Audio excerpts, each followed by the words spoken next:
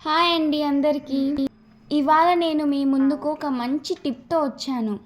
వేసవి కాలంలో గుడ్లు త్వరగా చెడిపోతాయి.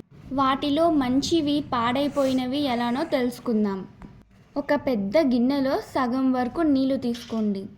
ఇప్పుడు ఇందులో గుడ్లను ఒకదాని తర్వాత ఒకటి వేసుకోవాలి.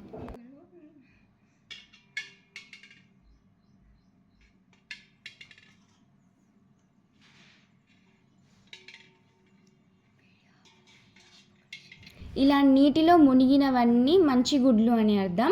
నీటిపై తేలినవన్నీ పాడైపోయినవే అని అర్థం చేసుకోండి. ఇలా మీరు కూడా ట్రై చేయండి. ఖచ్చితంగా మంచివి మునుగుతాయి, పాడైపోయినవి తేలుతాయి.